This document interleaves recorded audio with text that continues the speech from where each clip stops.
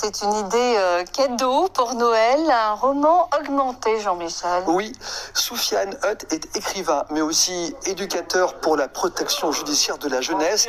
Il vient de sortir son 3e roman qu'il qualifie d'enrichi. Il y a l'écrit, mais aussi des ambiances musicales et des séquences vidéo. Son but est de nous plonger au cœur d'un polar. Les détails avec Karine Alazé et Valérie Benabira. Il va intervenir quand il le souhaite. Pousser la porte d'une librairie comme un client ordinaire et trouver sur la table des dernières parutions son propre ouvrage. Ça fait toujours comme quelque chose dans le sens où c'est une consécration. Écrire un livre, ça prend des années avant de le voir sous cette forme-là de fini, quoi. Donc ça fait toujours un petit quelque chose.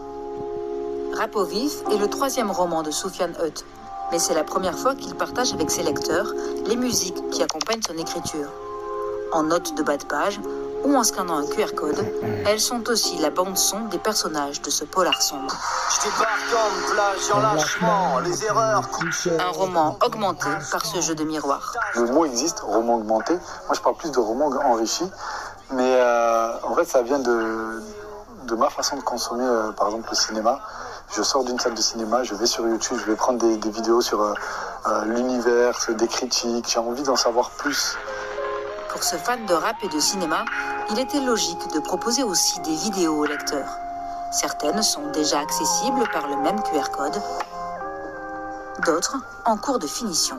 Je ne peux pas vous suivre, là, monsieur. Pas sur une nouveauté spectateur. Je ne peux plus vous suivre. Je suis désolée. Soufiane travaille avec l'équipe de Kaina TV à La Paillade, le quartier de son enfance. Dans son roman, des policiers traquent un serial killer qui tue des femmes voilées. Chacun a sa théorie, les journalistes s'agitent, les réseaux sociaux aussi. Les petites vidéos suggèrent ce déchaînement médiatique en parodiant influenceurs et chaînes d'infos en continu. Elles apportent du contexte et permettent aux lecteurs de partager les réflexions de l'auteur.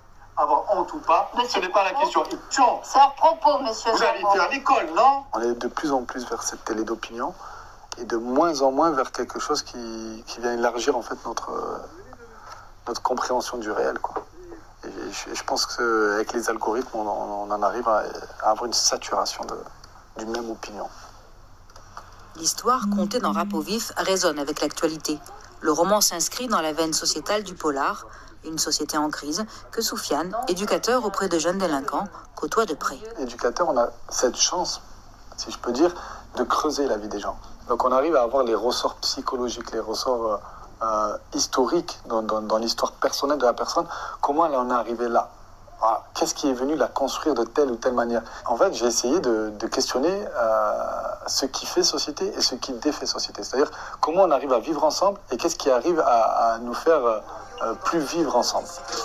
Ce questionnement, Soufiane Hutt a prévu de le déployer dans une trilogie. Rap au vif en est le premier tome.